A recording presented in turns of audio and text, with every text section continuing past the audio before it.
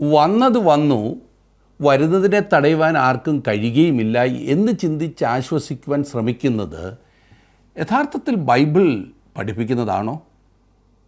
ഏതായാലും എനിക്കൊന്നും ചെയ്യാൻ കഴിയില്ല, ഞാൻ ഭാരപ്പെട്ടതുകൊണ്ട് യാതൊന്നും നേടുകയുമില്ല, പിന്നെ ഞാനിരുന്ന് വിചാരപ്പെടുന്നത് എന്തിന് എന്നുള്ള ചിന്ത ശരിയാണോ?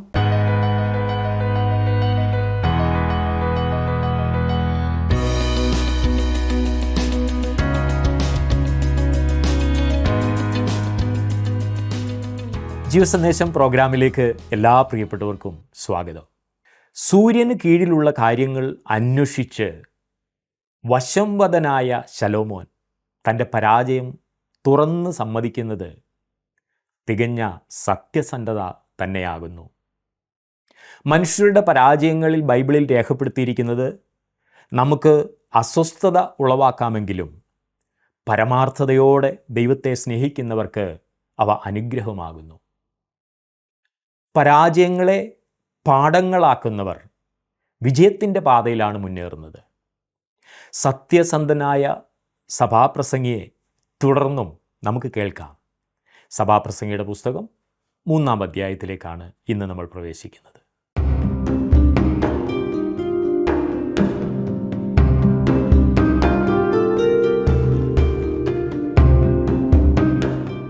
ജീവിതത്തിൽ സംതൃപ്തി കണ്ടെത്തുന്നതിനായി ശലോമോൻ രാജാവ് പരീക്ഷിച്ച് നോക്കിയ വിവിധ വിഷയങ്ങളാണല്ലോ സഭാപ്രസംഗിയുടെ പുസ്തകത്തിൽ നിന്നും നാം പഠിച്ചുകൊണ്ടിരിക്കുന്നത്. ആദ്യം ശലോമോൻ രാജാവ് ശാസ്ത്രം പരീക്ഷിച്ച് നോക്കി, അതെ, പ്രകൃതി ശാസ്ത്രം. അതേ തുടർന്ന് ജ്ഞാനവും തത്വശാസ്ത്രവും മനഃശാസ്ത്രവുമൊക്കെ പരീക്ഷിച്ചു. തുടർന്ന് ജഡീക സുഖത്തിന് ആവശ്യമായതെല്ലാം അവൻ പരീക്ഷിച്ചു. പിന്നെ വസ്തുമയമായ കാര്യങ്ങളിൽ ആസക്തനായി. ഇപ്പോൾ ഇതാ വീണ്ടും അവൻ വേറെ ചില കാര്യങ്ങൾ പരീക്ഷിക്കുന്നു. ജീവിതത്തിൽ സംതൃപ്തി കണ്ടെത്തുന്നതിന് ശലോമോൻ വേറൊരു രീതി അവലംബിക്കുന്നതാണ് 3-ാം അധ്യായത്തിൽ നാം കാണുന്നത്. സഭാപ്രസംഗിയുടെ പുസ്തകം 3-ാം അധ്യായം അത് ജീവിതത്തിൻ്റെ മറ്റൊരു തത്വശാസ്ത്രമാണ്. അതിന് ഞാൻ കൊടുക്കുന്ന പേര് വിധി വിശ്വാസം എന്നാണ്. ഫെയ്റ്റ് എന്നൊക്കെ പറയത്തില്ല, വിധി. എല്ലാം വിധി എന്ന ചിന്താഗതിയാണത്. വിജാതീയരുടെ ഇടയിൽ അത് സർവ്വസാധാരണമായിരുന്നു.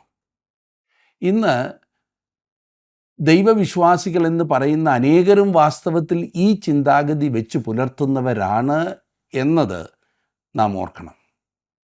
നടക്കാനുള്ളത് നടക്കും, നമുക്ക് എന്ത് ചെയ്യാൻ സാധിക്കും എന്ന ചിന്ത, നമുക്കത് മാറ്റുവാൻ കഴിയില്ലല്ലോ എന്ന ചിന്താഗതി.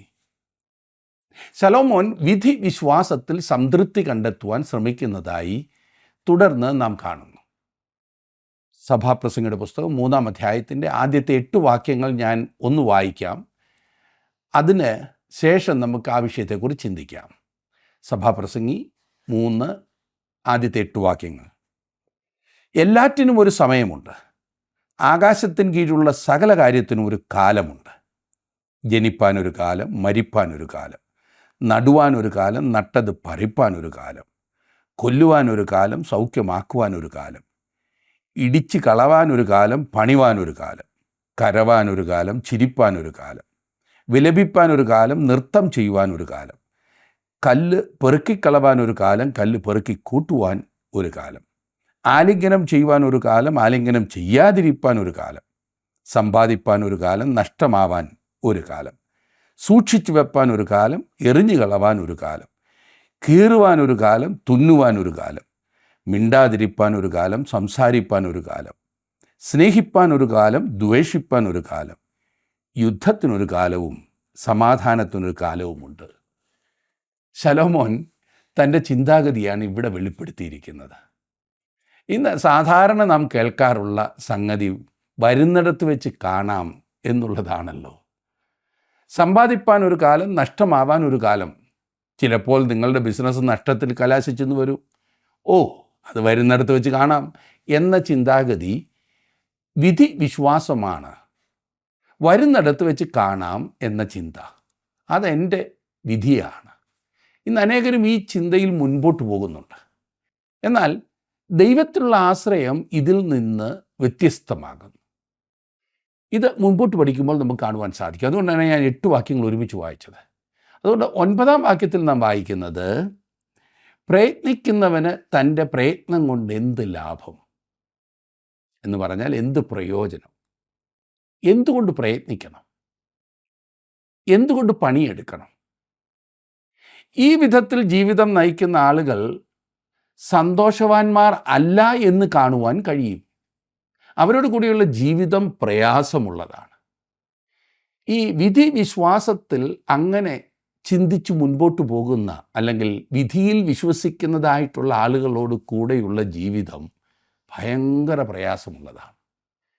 നാം ഇനി 10-ാം വാക്യത്തിലേക്ക് വരുമ്പോൾ അവിടെ നാം കാണുന്നത്, 10-ാം വാക്യം, ദൈവം മനുഷ്യർക്ക് കഷ്ടപ്പെടുവാൻ കൊടുത്തിരിക്കുന്ന കഷ്ടപ്പാട് ഞാൻ കണ്ടിട്ടുണ്ട്. ശലോമോൻ ചുറ്റുപാടും നോക്കിയിട്ട് ഇപ്രകാരം പറഞ്ഞു, എല്ലായിടത്തും കഷ്ടപ്പെടുന്ന ആളുകളെ ഞാൻ കാണുന്നു. അതിൽ നിന്ന് അല്പമെങ്കിലും വിടുതൽ എനിക്ക് കിട്ടിയെങ്കിൽ ഞാൻ ഭാഗ്യവാനാണ്. അത്രമാത്രം. 11-ാം വാക്യത്തിൽ, അവൻ സകലവും അതതിൻ്റെ സമയത്ത് ഭംഗിയായി ചെയ്തു, നിത്യതയും മനുഷ്യരുടെ ഹൃദയത്തിൽ വച്ചിരിക്കുന്നു. എങ്കിലും ദൈവം ആദിയോടന്തം ചെയ്യുന്ന പ്രവൃത്തിയെ ഗ്രഹിപ്പാൻ അവർക്ക് കഴിവില്ല. ലോകം സംതൃപ്തി നൽകിയില്ല എന്ന് കാണുവാനുള്ള ഹൃദയം ദൈവം മനുഷ്യന് നൽകിയിട്ടുണ്ട്. ഒരു സന്തുഷ്ടിയും ഈ ലോകത്തിൽ നമുക്ക് ലഭിക്കില്ല. അങ്ങനെയുള്ളവരുടെ ഹൃദയം എപ്പോഴും ശൂന്യമാണ്. ജീവിതത്തിൽ തങ്ങൾക്ക് നേടുവാൻ കഴിയുന്നതെല്ലാം ആസ്വദിക്കും എന്ന ചിന്താഗതി വെച്ച് പുലർത്തുന്ന അനേകം ആളുകളുണ്ട്. ഒരു ചെറുനാരങ്ങ പിഴിഞ്ഞ് അതിലെ നീര് മുഴുവനും എടുക്കുന്നത് പോലെ ഈ ചെറിയ ആയുസ്സിൽ ലഭിക്കാവുന്ന സുഖങ്ങൾ മുഴുവൻ പിഴിഞ്ഞ് കുടിക്കുവാൻ വെമ്പൽ കൊള്ളുന്ന ആളുകൾ. ശലോമൻ അപ്രകാരം ജീവിച്ചു. എന്നാൽ തൻ്റെ അനുഭവത്തിൽ നിന്ന് വളരെ വ്യക്തമായി ശലോമോൻ പറയുന്നത്, ആ ജീവിതം അവന് യാതൊരു സംതൃപ്തിയും സന്തുഷ്ടിയും കൊടുത്തില്ല എന്നത്രേ. ലോകത്തിൽ നിന്ന് സംതൃപ്തി കണ്ടെത്തുവാൻ ശ്രമിക്കുന്നതായ ആളുകൾ കൂടുതൽ കൂടുതൽ ദാഹത്തോടു കൂടി കുടിക്കുന്നതായി കാണുവാൻ സാധിക്കും. അതെ, ഉപ്പുവെള്ളം കുടിക്കുന്നത് പോലെയാണ്. എത്ര കുടിച്ചാലും കൂടുതൽ ദാഹിക്കുന്ന അവസ്ഥ. ലോകത്തിലെ യാതൊന്നിൽ നിന്നും മനുഷ്യന് സംതൃപ്തി കണ്ടെത്തുവാൻ സാധിക്കില്ല എന്നുള്ള യാഥാർത്ഥ്യം മനസ്സിലാക്കിയവരാകുന്നു വാസ്തവത്തിൽ ഭാഗ്യവാന്മാർ. 12-ാം വാക്യത്തിൽ ശലോമോൻ പറയുന്നു, ജീവപര്യന്തം സന്തോഷിക്കുന്നതും സുഖം അനുഭവിക്കുന്നതും അല്ലാതെ ഒരു നന്മയും മനുഷ്യർക്കില്ല എന്ന് ഞാൻ അറിയുന്നു. ഇത് ശലോമോൻ്റെ ചിന്താഗതിയാണ്. മറ്റൊരു കൂട്ടം ആളുകളുണ്ട്, അവർ നന്മ ചെയ്യുന്നവരാണ്. എന്നാൽ ആവുന്നിടത്തോളം നന്മ ചെയ്യണം, അതിനാണ് ഞാൻ ശ്രമിക്കുന്നത് എന്ന് പറയുന്നവരുണ്ട്. വാസ്തവത്തിൽ നന്മയൊന്നും തന്നെ ചെയ്യുന്നില്ല എങ്കിലും അത് അവരുടെ തത്വശാസ്ത്രമാണ്, അത്രമാത്രം. എത്രയധികം നന്മ ചെയ്യണമെന്നുള്ളൊരു ചിന്ത. 13-ാം വാക്യത്തിൽ നാം വായിക്കുന്നത്, ഏത് മനുഷ്യനും തിന്നു കുടിച്ച് തൻ്റെ സകല പ്രയത്നം കൊണ്ടും സുഖം അനുഭവിക്കുന്നതും ദൈവത്തിൻ്റെ ദാനമാകുന്നു. കുടിക്കുന്നതിൽ ഞാനൊരു തെറ്റും കാണുന്നില്ല എന്ന് ഈ മനുഷ്യൻ പറയുന്നു. അവൻ്റെ ചിന്താഗതിയിൽ അതിൽ യാതൊരു തെറ്റുമില്ല. ആധുനിക മനുഷ്യൻ്റെ ചിന്താഗതിയും ഇത് തന്നെയാണ്. ഇവിടെ പറയുന്നുണ്ടല്ലോ, കുടിക്കുന്നതിൽ തെറ്റൊന്നുമില്ല. ഞാൻ ഉദ്ദേശിച്ച മദ്യപാനം. അതുകൊണ്ട് തന്നെ അവൻ അവൻ്റേതായ ഒരു തത്വശാസ്ത്രം ഉണ്ടാക്കി ജീവിതം ആസ്വദിക്കുവാനായി ശ്രമിക്കുകയാണ്. എന്നാൽ അത് അവൻ്റെ ബലഹീനതയാകുന്നു എന്ന് സമ്മതിക്കുവാൻ പലപ്പോഴും അവൻ ഒരുക്കമല്ല. തൻ്റെ ബലഹീനത സമ്മതിക്കാത്ത മനുഷ്യന് എങ്ങനെ ബലവാനായി മുമ്പോട്ട് പോകുവാൻ കഴിയും? 14-ാം വാക്യത്തിലേക്ക് വരുമ്പോൾ കാണുന്നത്, ദൈവം പ്രവർത്തിക്കുന്നതൊക്കെയും ശാശ്വതം എന്ന് ഞാൻ അറിയുന്നു. അതിനോടൊന്നും കൂട്ടുവാനും അതിൽ നിന്നൊന്നും കുറപ്പാനും കഴിയുന്നതല്ല. മനുഷ്യർ തന്നെ ഭയപ്പെടേണ്ടതിന് ദൈവം അത് ചെയ്തിരിക്കുന്നു. ദൈവത്തിൻ്റെ ഹിതത്തെക്കുറിച്ച് അവർ പറയും. എന്നാൽ ആ ചിന്താഗതിയിൽ അവർ ചെന്നെത്തുന്നത്, ഞാൻ രക്ഷിക്കപ്പെടേണ്ടത് ദൈവഹിതം അല്ലെങ്കിൽ ഞാൻ രക്ഷിക്കപ്പെടുകയില്ല എന്ന് പറഞ്ഞുകൊണ്ടാണ്. ചില ആളുകൾ പറയാറുണ്ട്, ഞാൻ രക്ഷിക്കപ്പെടണമെന്നുള്ളത് ദൈവഹിതമാണെങ്കിൽ അത് ആ സമയത്ത് ഞാൻ രക്ഷിക്കപ്പെടും. അതല്ല എങ്കിൽ ഞാൻ എത്ര ശ്രമിച്ചാലും ആര് ശ്രമിച്ചാലും രക്ഷിക്കപ്പെടുകയില്ല എന്ന്. ഇതെന്ത് വലിയ മുടന്തൻ ന്യായമാണല്ലേ? ദൈവകൃപയ്ക്കും ദൈവകരുണയ്ക്കും വിധി വിശ്വാസത്തിൽ യാതൊരു സ്ഥാനവുമില്ല എന്ന കാര്യം ശ്രദ്ധിക്കുക. ദൈവം പ്രാർത്ഥന കേൾക്കുകയോ മറുപടി നൽകുകയോ ചെയ്യുന്നില്ല എന്ന വിധിവിശ്വാസം പറയുന്നു. എന്നെ ശ്രദ്ധിക്കുന്ന പ്രിയ സുഹൃത്തെ, ദൈവത്തിൻ്റെ കൃപയും കരുണയും അവൻ്റെ സ്നേഹവുമാണ് ജീവിതം സന്തോഷപ്രദവും സമാധാനപൂർണവും ആക്കി തീർക്കുന്നത്. ഈ കാര്യം നാം മനസ്സിലാക്കിയിരിക്കേണ്ടത് അത്യാവശ്യമാകുന്നു. ദൈവത്തിലുള്ള ആശ്രയവും വിധിവിശ്വാസവും രണ്ടാണ്. ദൈവകൃപയിലും കരുണയിലും ആശ്രയിക്കുന്ന ഒരു വ്യക്തി ഒരിക്കലും ജീവിതത്തെ ഭയപ്പാടോടെ വീക്ഷിക്കുകയില്ല. അത് വാസ്തവമാണ്. അതിലൂടെ ദൈവത്തിന് പറയുവാനുള്ള കാര്യങ്ങൾ ഗ്രഹിച്ച് ദൈവനാമ മഹത്വത്തിനായി ജീവിക്കും.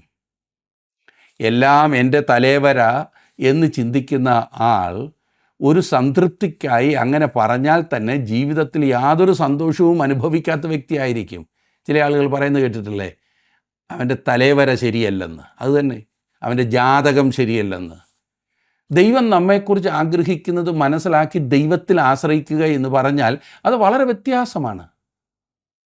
ദൈവവാഗ്ദത്തങ്ങളിൽ ആശ്രയിക്കുക, ദൈവവചനത്തിൽ ആശ്രയിക്കുക. ദൈവം നമുക്ക് തന്നിരിക്കുന്ന വാഗ്ദത്തങ്ങൾ എപ്പോഴും വാസ്തവമായതാണ്. അത് അവൻ നിറവേറ്റുക തന്നെ ചെയ്യും. നാം ആശ്രയിക്കുന്നത് വെറുതെ എവിടെയെങ്കിലുമല്ല, ദൈവത്തിൽ, ദൈവവചനത്തിൽ. അവൻ നൽകിയിരിക്കുന്ന വാഗ്ദത്തങ്ങൾ പഴയകാലത്ത് അവൻ എങ്ങനെ നിറവേറ്റി എന്നുള്ളത് ഇന്ന് അവനിൽ ആശ്രയിക്കുവാൻ എന്നെ സഹായിക്കുന്നതായ കാര്യമാണ്. അതുകൊണ്ട് ദൈവത്തിലുള്ള ആശ്രയം എന്ന് പറഞ്ഞാൽ അന്ധവിശ്വാസമല്ല, വിധിവിശ്വാസമല്ല, തലേവരെയല്ല, ജാതകത്തിലെഴുതുന്നതല്ല. ദൈവത്തിലുള്ള ആശ്രയം എപ്പോഴും അവൻ ഇതിനു മുൻപ് ചെയ്തിട്ടുള്ള കാര്യങ്ങൾ മനസ്സിലാക്കി അവനിൽ ആശ്രയിക്കുന്നതാണ്. അവനോടുള്ള സ്നേഹമാണ്, അവനോടുള്ള ഭക്തിയാണ്, അവനോടുള്ള ആരാധനയാണ്. അതുമൂലമാണ് അവനിൽ ആശ്രയിക്കുന്നത്. നാം നിർവിചാരികളായി ജീവിക്കുന്നതിനെക്കുറിച്ചല്ല ഇത് പറയുന്നത്, ഓർത്തോണം. എന്തെങ്കിലും വരുന്നതിനെ എനിക്ക് തടയുവാൻ സാധിക്കില്ല എന്നുള്ളത് വാസ്തവമാണ്. എന്നാൽ എൻ്റെ ദൈവത്തിന് സകലവും എനിക്ക് വേണ്ടി ചെയ്യുവാൻ സാധിക്കും. അവൻ അനുവദിക്കാതെ, അവിടുന്ന് അറിയാതെ യാതൊന്നും എൻ്റെ ജീവിതത്തിൽ സംഭവിക്കുന്നില്ല എന്നുള്ള ഉറപ്പ് എനിക്ക് ദൈവവചനത്തിൽ നിന്നുമുണ്ട്. എന്നാൽ വിധിവിശ്വാസം പറയുന്നത് അങ്ങനെയല്ല. എനിക്കൊന്നും ചെയ്യാൻ സാധിക്കില്ല, അതുകൊണ്ട് ഞാൻ മിണ്ടാതിരുന്നേക്കാം. ഫിലിപ്പി ലേഖനത്തിൽ നാം കണ്ടതാണല്ലോ, എന്നിൽ നല്ല പ്രവൃത്തിയെ ആരംഭിച്ചവൻ ക്രിസ്തുവിൻ്റെ നാളോളം അതിനെ തികയ്ക്കുമെന്നുള്ള ഉറപ്പ്. വരുന്നിടത്ത് വെച്ച് കാണാം എന്ന ചിന്ത അല്ല. ഈ ചിന്ത ഒരിക്കലും ദൈവികമല്ല എന്ന കാര്യം ഓർപ്പിക്കട്ടെ. ഇനിയും മറ്റൊരു തത്വചിന്തയാണ് നാം കാണുന്നത്. സ്വയം എന്ന ചിന്തയാണ് ശലോമോൻ പരീക്ഷിച്ചത്. അധികമായ സ്വയസ്നേഹം എന്ന് ഞാൻ പറയട്ടെ. ജീവിതത്തിൻ്റെ ലക്ഷ്യം തന്നെ സ്വയതാൽപര്യങ്ങൾ സംരക്ഷിക്കുക എന്നതായിരിക്കും ഈ പരീക്ഷണത്തിലൂടെ ശലോമോൻ പറയുന്നത്. സ്വയതാൽപര്യങ്ങൾ സംരക്ഷിക്കുക. സ്വയം. 16-ാം വാക്യം ഞാനൊന്ന് വായിക്കാം. 3-ാം അധ്യായത്തിൻ്റെ 16-ാം വാക്യം. പിന്നെയും ഞാൻ സൂര്യന് കീഴെ ന്യായത്തിൻ്റെ സ്ഥലത്ത് ന്യായക്കേടും നീതിയുടെ സ്ഥലത്ത് നീതികേടും കണ്ടു.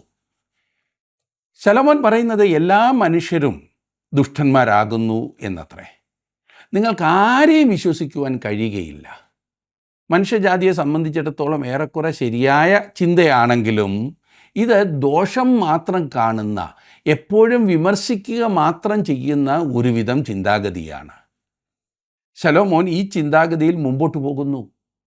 17-ഉം 18-ഉം വാക്യങ്ങൾ നാം കാണുമ്പോൾ അതിൻ്റെ തുടർച്ചയാണ്. 16-ാം വാക്യത്തിൻ്റെ തുടർച്ചയായിട്ടാണ് അത് പറഞ്ഞിരിക്കുന്നത്. 17-ഉം 18-ഉം. ഞാൻ എൻ്റെ മനസ്സിൽ ദൈവം നീതിമാനെയും ദുഷ്ടനെയും ന്യായം വിധിക്കും, സകല കാര്യത്തിനും സകല പ്രവൃത്തിക്കും ഒരു കാലമുണ്ടല്ലോ എന്ന് വിചാരിച്ചു. പിന്നെയും ഞാൻ മനസ്സിൽ വിചാരിച്ചത്, ഇത് മനുഷ്യർ നിമിത്തമത്രേ, ദൈവം അവരെ ശോധന കഴിക്കേണ്ടതിനും തങ്ങൾ മൃഗങ്ങൾ മാത്രമെന്നവർ കാണേണ്ടതിനും തന്നെ. അത് നമ്മെ പ്രോത്സാഹിപ്പിക്കുന്ന ചിന്തയല്ല, ആണോ? അടുത്ത 2 വാക്യങ്ങൾ കൂടി നോക്കിക്കാട്ടെ. മനുഷ്യർക്ക് ഭവിക്കുന്നത് മൃഗങ്ങൾക്കും ഭവിക്കുന്നു, രണ്ടിനും ഗതി ഒന്ന് തന്നെ. അത് മരിക്കുന്നത് പോലെ അവനും മരിക്കുന്നു, രണ്ടിനും ശ്വാസം ഒന്നത്രേ. മനുഷ്യന് മൃഗത്തേക്കാൾ വിശേഷതയില്ല, സകലവും മായയല്ലോ. എല്ലാം ഒരു സ്ഥലത്തേക്ക് തന്നെ പോകുന്നു, എല്ലാം പൊടിയിൽ നിന്നുണ്ടായി, എല്ലാം വീണ്ടും പൊടിയായിത്തീരുന്നു. ഈ പ്രസ്താവനയുടെ അടിസ്ഥാനത്തിൽ അനേക വിശ്വാസങ്ങൾ കെട്ടിപ്പടുത്തിയിട്ടുണ്ട്. ഞാൻ ഉദ്ദേശിച്ച ഒരുപാട് കൾട്ടുകൾ പാഷാണ മതമെന്ന് നാം പറയത്തില്ലേ, ഈ പറഞ്ഞിരിക്കുന്ന പ്രസ്താവന അടർത്തിയെടുത്ത് ഉണ്ടാക്കിയിട്ടുണ്ട്. എന്നാൽ ഇത് സൂര്യൻ്റെ കീഴിലെ മനുഷ്യൻ്റെ ചിന്താഗതിയാണ്. അവൻ്റെ താല്പര്യത്തിനു വേണ്ടി മാത്രം ജീവിക്കുന്ന വ്യക്തിയുടെ ചിന്താഗതിയാകുന്നു എന്ന കാര്യം നാം ഓർത്തിരിക്കേണ്ടത് ആവശ്യമാകും. സ്വയത്തിനു വേണ്ടി ജീവിക്കുന്നത്, ജീവിതത്തിൽ സ്വയമായി ആനന്ദം കണ്ടെത്തുവാനുള്ള ശ്രമങ്ങൾ, അതിനുവേണ്ടി അനേകർ ചില കാര്യങ്ങളിൽ മുന്നോട്ടിറങ്ങുന്നതായി നമുക്ക് കാണാം. ഉദാഹരണത്തിന് ചില കളിക്കാർ, ഞാൻ ഉദ്ദേശിച്ചത് സ്പോർട്സിലൊക്കെയുള്ള ആളുകൾ, അവർ കളികളിൽ താല്പര്യപ്പെട്ട് അതിനായി തന്നെ സമർപ്പിക്കുന്നു. തെറ്റെന്ന് ഞാൻ പറഞ്ഞില്ല. മറ്റു ചിലർ കലയ്ക്കും സാഹിത്യത്തിനും സംഗീതത്തിനും അങ്ങനെ മറ്റു പല കാര്യങ്ങൾക്കും പൂർണ്ണമായി തങ്ങളെ ഏൽപ്പിച്ചു കൊടുക്കുന്നു. ഈ വക കാര്യങ്ങൾ തെറ്റല്ല. എന്നാൽ അവയിൽ പലപ്പോഴും സ്വയമാണ്, സ്വാർത്ഥത, മനുഷ്യൻ്റെ സ്വയ താല്പര്യങ്ങളാണ് പൂർത്തീകരിക്കപ്പെടുന്നത്. അതാണ് പ്രശ്നം. ശുഭാപ്തി വിശ്വാസക്കാരൻ്റെ നിഗമനങ്ങൾ ഈ ചിന്താഗതി അംഗീകരിക്കുകയില്ല. പരിണാമ സിദ്ധാന്തം, ഇവല്യൂഷൻ തിയറി, അത് പറയുന്നത് മനുഷ്യൻ ഒരു മൃഗമായിരുന്നു, ഇപ്പോൾ ഒരു മനുഷ്യനായി അവൻ പരിണമിച്ചതാകുന്നു. സ്വയ താല്പര്യം പറയുന്നത് മനുഷ്യൻ ഒരു മൃഗമാകുന്നു എന്നാണ്. ഇത് മറ്റുള്ളവരെ വെറുക്കുവാൻ മനുഷ്യനെ പ്രേരിപ്പിക്കുന്നു. ഈ ചിന്താഗതി ജാതി വ്യത്യാസം, ഉച്ചനീചത്വം എന്നിവയിലേക്ക് നയിക്കുന്നതാകുന്നു എന്ന് ഞാൻ ഓർപ്പിക്കട്ടെ. ഈ സ്വാർത്ഥ താല്പര്യം, ഈ സ്വയ താല്പര്യം, ഈ തത്വശാസ്ത്രം ലോകത്തിൽ വർണ്ണവർഗ വിവേചനമുണ്ടാക്കി. അവർണ്ണനും സവർണ്ണനും എല്ലാം ഒരേ മാതാവിൽ നിന്നുണ്ടായി വന്നതാകുന്നു എന്ന് അംഗീകരിക്കുവാൻ തയ്യാറാകാത്ത മനുഷ്യൻ ഈ വ്യത്യാസം പറഞ്ഞ് അന്യോന്യം വെറുക്കുന്നു, തമ്മിൽ തല്ലുന്നു. നാം പാർക്കുന്ന നമ്മുടെ ദേശത്ത് ഈ ചിന്താഗതി എത്ര ക്രൂരമാണല്ലേ. ഇത് ചിലരുടെ സ്വന്തം താല്പര്യങ്ങൾ സംരക്ഷിക്കുവാൻ മാത്രം രൂപകൽപ്പന ചെയ്തിട്ടുള്ള ഒരു മൃഗീയ സമ്പ്രദായമാകുന്നു എന്നതിൽ ആർക്കാണ് സംശയമുള്ളത്? മറ്റുള്ളവരുടെ വേദന അറിയുവാൻ മനസ്സോ അത് അറിഞ്ഞ് സഹായിക്കുവാൻ താല്പര്യമോ ഇല്ല. ഞാനൊരു പ്രത്യേക സ്ഥാനത്ത് അഥവാ ഒരു പാവപ്പെട്ട വീട്ടിൽ ജനിച്ചത് എൻ്റെ കുറ്റം കൊണ്ടാണോ?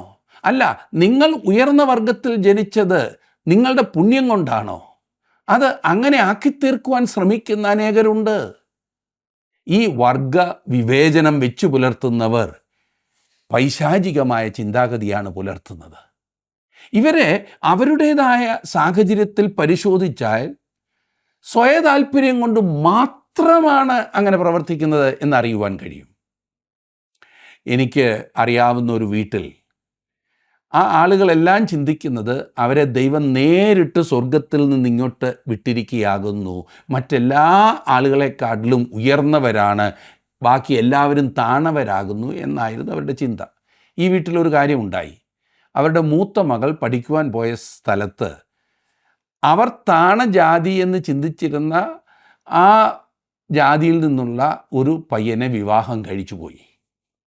അവന് പണമുണ്ടായിരുന്നു എന്നതിനാലും ഒരു കുട്ടി ഉണ്ടായതിന് ശേഷം മാത്രമാണ് വീട്ടിൽ അറിയുന്നത് എന്നതിനാലും ഈ വിവാഹം അംഗീകരിക്കുകയല്ലാതെ വീട്ടുകാർക്ക് വേറെ നിർവാഹമില്ലാതെ വന്നു.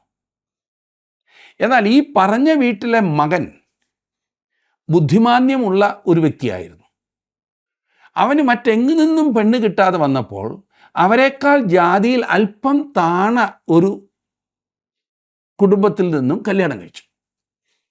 ആ പെങ്കൊച്ചു വീട്ടിൽ വന്ന് കയറിയപ്പോൾ മുതൽ കുലം പറഞ്ഞും ജാതി പറഞ്ഞും വർഗം പറഞ്ഞും അതിനെ കുത്തുകയാണ്. നിന്നെ എന്തിനു കൊള്ളാം, പിന്നെ ഞങ്ങളുടെ വീട്ടിൽ കയറി വന്നത് നീ ഭാഗ്യമെന്ന് കണ്ടു. മകളുടെ കാര്യത്തിൽ മിണ്ടാതിരുന്ന ഇവർ മരുമകളുടെ കാര്യത്തിൽ ചിലയ്ക്കുന്നത് ആർക്കും മനസ്സിലാകും. സ്വാർത്ഥതയല്ലാതെ എന്ത്?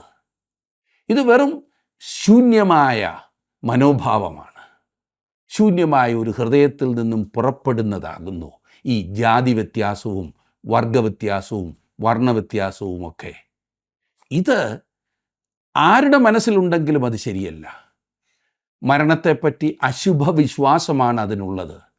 മൃഗങ്ങളെപ്പോലെ മനുഷ്യൻ മരിക്കുന്നു എന്ന് ഒരു മനുഷ്യൻ ഇപ്രകാരം പറഞ്ഞു: ഒരു നായ് ചാകുന്നത് പോലെ മനുഷ്യൻ മരിക്കുന്നു. നീ മരിച്ചാൽ നീ മരിച്ചത് തന്നെ, അത്രമാത്രം, കൂടുതലൊന്നുമില്ല. ഒരു മൃഗം മരിക്കുന്നത് പോലെ മാത്രം താനും മരിക്കും എന്ന പ്രതീക്ഷയാണ് ഈ പറഞ്ഞ മനുഷ്യനുള്ളത്. അതുകൊണ്ട് അവൻ ഈ ജീവിതത്തിൽ സ്വയത്തിന് വേണ്ടി ജീവിക്കുകയും തന്നാലാവോളം ഈ ജീവിതത്തിൽ ആസ്വദിക്കുവാൻ ശ്രമിക്കുകയും ചെയ്യുന്നു. സ്വയം സന്തോഷം കണ്ടെത്തുന്നതിനുള്ള ശ്രമം ഇന്നും ഇതുപോലെയുള്ള ആശയം പഠിപ്പിക്കുന്നുണ്ട്. ഞാൻ പറഞ്ഞല്ലോ, പരിണാമ സിദ്ധാന്തം അതിൻ്റെ ഒരു പതിപ്പാണ്. മനുഷ്യനൊരു മൃഗമായിരുന്നു എന്നാണ് പരിണാമ സിദ്ധാന്തം പഠിപ്പിക്കുന്നത്. എന്നാൽ ഇവിടെ പറയുന്നത് മനുഷ്യൻ ഒരു മൃഗമാകുന്നു എന്നത്രേ. കാലത്തിൻ്റെ വ്യത്യാസം മാത്രം ഇവ തമ്മിൽ അത് മാത്രമേ പറയുവാനുള്ളൂ. താങ്കൾ ഒരു മൃഗത്തെപ്പോലെ മരിക്കുമെന്നാണ് രണ്ട് കൂട്ടരും ഒരുപോലെ പറയുന്നത്. താങ്കൾക്ക് ആത്മാവെന്നൊന്നില്ല എന്ന് അവർ പറയുന്നു. അതുകൊണ്ട് താങ്കളും മൃഗത്തെപ്പോലെ ജീവിച്ചാൽ മതി എന്നാണ് അവരുടെ വാദഗതി. മനസ്സിലായല്ലോ? പറഞ്ഞ തത്വം ഒരു മൃഗത്തെപ്പോലെ ഇവിടെ ജീവിക്കുന്നു, അതുകൊണ്ട് ജീവിതത്തിൻ്റെ എല്ലാ രംഗങ്ങളിലും മൃഗത്തെപ്പോലെ ആയിരുന്നാലും ഒരു കുഴപ്പവുമില്ല എന്നാണ് അതിൻ്റെ പരിസമാപ്തി. ഇന്ന് അനേകരും ഈ മൃഗത്തെപ്പോലെ ജീവിക്കുവാൻ പ്രേരിപ്പിക്കുന്ന ഒരു തത്വശാസ്ത്രത്തിൻ്റെ പിൻപെയാണ് സ്വാർത്ഥത. സ്വയം മാത്രം നോക്കി ജീവിക്കുന്ന മനുഷ്യൻ, മറ്റുള്ളവരുടെ വേദനയോ മറ്റുള്ളവരുടെ ഭാരമോ മനസ്സിലാക്കുവാൻ കഴിയാത്ത മനുഷ്യൻ. ഇത് മനസ്സിൽ വെച്ചുകൊണ്ട് ജന്തുക്കളുടെ വർത്തനാരീതി സൂക്ഷിക്കുന്നത് രസകരമായ കാര്യമാണ്. പൂച്ചയുടെ ഒരു കുടുംബത്തെ സൂക്ഷിക്കുക, ഒന്ന് ശ്രദ്ധിച്ചാട്ടെ. നിങ്ങൾ കണ്ടിട്ടുണ്ടല്ലോ പൂച്ചകളെല്ലാം കൂടി ഒരുമിച്ചിരിക്കുന്നത്. അവയ്ക്ക് മറ്റുള്ളവയെക്കുറിച്ച് യാതൊരു പരിഗണനയും കരുതലുമില്ല. ഉണ്ടോ? ഒരുമിച്ച് കളിക്കും, അവ ഓടിച്ചാടി നടക്കും. എന്നാൽ ആഹാരം ഒന്ന് കൊടുത്തു നോക്കിക്കേ. ഒന്നിനെ തള്ളി മാറ്റിയിട്ടിട്ട് ഒന്നിൻ്റെ പുറത്ത് കയറി ഇരുന്നിട്ട് വേണമെന്നുണ്ടെങ്കിൽ ആന്തി കീറി കടിച്ച് പറിച്ച് തനിക്കുള്ള ആഹാരം അല്ലെങ്കിൽ മറ്റേതിനുള്ള ആഹാരം കൂടി കഴിക്കുവാനായി തത്രപ്പെടുന്ന അവസ്ഥ. അതിന് യാതൊരു മടിയുമില്ല. ഇതാണ് മൃഗത്തിൻ്റെ സ്വഭാവം. ഒരെണ്ണം ആഹാരം കിട്ടാതെ പട്ടിണി കിടന്ന് ചാകേണ്ടി വരുന്നതും അതുപോലെ എന്തെങ്കിലും അത്യാഹിതം സംഭവിക്കുന്നതും ഇതുങ്ങൾക്കൊരു വിഷയമേ അല്ല. 3-4 നായ്ക്കളെ ഒരുമിച്ച് കൂട്ടി ഒരു കഷ്ണം ഇറച്ചി ഇട്ടുകൊടുത്ത് നോക്കിക്കേ. അതുവരെ വലിയ സന്തോഷമായിട്ടിരുന്നത് അന്നേരം കാണാം അതിൻ്റെ സ്വഭാവം. അവയ്ക്ക് യാതൊരു മനസ്സലിവുമില്ല. സ്വയചിന്തയാണ് അവയുടെ ജീവിത തത്വശാസ്ത്രം. ജന്തുലോകത്തിൻ്റെ ചിന്താഗതി അതാണ്. മനുഷ്യൻ ഒരു മൃഗമാകുന്നു എന്ന് ചിന്തിക്കുന്നത് കൊണ്ടാണ് അവൻ ജന്തുക്കളെപ്പോലെ പ്രതികരിക്കുവാൻ തുടങ്ങുന്നത്. തമ്മിൽ വ്യത്യാസമില്ല എന്നുള്ള ഈ ചിന്ത മനുഷ്യനെ മൃഗത്തെപ്പോലെ പ്രവർത്തിക്കുവാനും മൃഗത്തെപ്പോലെ ചിന്തിപ്പിക്കുവാനും പ്രോത്സാഹിപ്പിക്കുന്ന ഒരു ചിന്താഗതി. 21-ാം വാക്യത്തിൽ നാം കാണുന്നത്, മനുഷ്യരുടെ ആത്മാവ് മേലോട്ട് പോകുന്നുവോ, മൃഗങ്ങളുടെ ആത്മാവ് കീഴോട്ട് ഭൂമിയിലേക്ക് പോകുന്നുവോ, ആർക്കറിയാം? മനുഷ്യൻ മൃഗത്തിൽ നിന്നും വ്യത്യസ്തനാകുന്നു എന്ന കാര്യം ശലോമോൻ മനസ്സിലാക്കുന്നു. മനുഷ്യൻ്റെ ആത്മാവ് മേലോട്ട് പോകുന്നു, മൃഗങ്ങളുടെ ആത്മാവ് കീഴോട്ട് പോകുന്നു. ഒടുവിലത്തെ വാക്യം 22-ാം വാക്യത്തിൽ നാം വായിക്കുന്നത്, അതുകൊണ്ട് മനുഷ്യൻ തൻ്റെ പ്രവൃത്തികളിൽ സന്തോഷിക്കുന്നതല്ലാതെ മറ്റൊരു നന്മയുമില്ല എന്ന് ഞാൻ കണ്ടു. അത് തന്നെ അവൻ്റെ ഓഹരി. തൻ്റെ ശേഷം ഉണ്ടാവാനിരിക്കുന്നത് കാൺമാൻ ആരവനെ മടക്കി വരുത്തും. വേറെ വിധത്തിൽ പറഞ്ഞാൽ ഈ ആയുസ്സിലെ ജീവിതം മാത്രമാണ് നമുക്കുള്ളത് എന്ന് ചിന്തിച്ചുള്ള മനുഷ്യൻ്റെ മുന്നേറ്റമാണ് അവൻ്റെ സംതൃപ്തി ഇല്ലായ്മയുടെ ഒരു പ്രധാന കാരണം. അതെ, ജീവിതത്തിൽ വിധി വിശ്വാസത്തെയും സ്വാർത്ഥ ചിന്താഗതിയെയും നാം മാറ്റിയിട്ട് ദൈവത്തിലുള്ള ആശ്രയത്തോടെ മറ്റുള്ളവരോടുള്ള സ്നേഹത്തോടെ നാം ജീവിക്കുമ്പോഴാണ് യഥാർത്ഥ സന്തോഷവും സംതൃപ്തിയും ജീവിതത്തിന് അർത്ഥവും ലക്ഷ്യവും ഉണ്ടാകുന്നത്. തൻ്റെ പരീക്ഷണങ്ങളിൽ താൻ കണ്ടുപിടിച്ചത് ഈ പറഞ്ഞതിൽ ഒന്നും സന്തോഷമോ സംതൃപ്തിയോ ലഭ്യമല്ല എന്നാണ്. എന്നെ ശ്രദ്ധിക്കുന്ന പ്രിയ സുഹൃത്തെ, താങ്കളുടെ ജീവിതത്തിൽ സന്തോഷത്തിനും സംതൃപ്തിക്കും വേണ്ടിയിട്ടുള്ള പരക്കം പാച്ചിലിൽ ദൈവവുമായിട്ടുള്ള ബന്ധത്തെക്കുറിച്ച് ഗൗരവമായി ചിന്തിക്കുവാൻ സാധിക്കുന്നുണ്ടോ? ഇത് പാഴാക്കിക്കളയുവാനുള്ളൊരു ജീവിതമല്ല, ആസ്വദിക്കുവാനുള്ള ജീവിതമാണ്. എന്നാൽ യഥാർത്ഥ ആസ്വാദനം ഉണ്ടാകുന്നത് ദൈവവുമായിട്ടുള്ള ബന്ധത്തിൽ വരുമ്പോൾ മാത്രമാണ്. അതിനായി ദൈവകരങ്ങളിലേക്ക് നിങ്ങളെ തന്നെ സമർപ്പിച്ചാട്ട്. ദൈവം നിങ്ങളെ അനുഗ്രഹിക്കട്ടെ, സമൃദ്ധിയായി അവിടുത്തെ കൃപയിൽ സൂക്ഷിക്കട്ടെ. ദൈവം അതതിൻ്റെ സമയത്ത് സകലവും ഭംഗിയായി ചെയ്യുന്നുവെന്നും നിത്യനായ ദൈവം മനുഷ്യൻ്റെ നിത്യത ലക്ഷ്യം വെച്ചാണ് സകലവും ചെയ്യുന്നതെന്നും സഭാപ്രസംഗി ഏറ്റുപറയുന്നുണ്ടെങ്കിലും ദൈവത്തിൻ്റെ പ്രവൃത്തികളെ തനിക്ക് ഗ്രഹിക്കുവാൻ കഴിയാത്തതിനാൽ തൻ്റെ സ്വന്തം നിരൂപണങ്ങളിലേക്ക് വീണ്ടും താൻ ചുരുങ്ങിപ്പോവുകയാണ്.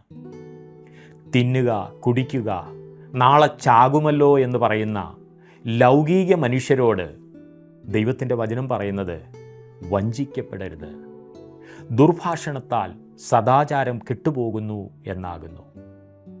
എന്നാൽ നീതിക്ക് നിർമ്മതരായി ഉണരുവീൻ, പാപം ചെയ്യാതിരിപ്പീൻ എന്നാകുന്നു വചനം ബുദ്ധി ഉപദേശിക്കുന്നത്. ദൈവത്തെക്കുറിച്ചുള്ള പരിജ്ഞാനമില്ലാത്തതാകുന്നു ഇത്തരം ചിന്തകൾക്ക് ആധാരമായിരിക്കുന്നത്. നിത്യതയെ ലക്ഷ്യം വെച്ച് ജീവിതം നയിക്കുന്നവരായി തീരുവാൻ കൃപാലുവായ ദൈവം നമ്മെ ഓരോരുത്തരെയും സഹായിക്കുമാറാകട്ടെ.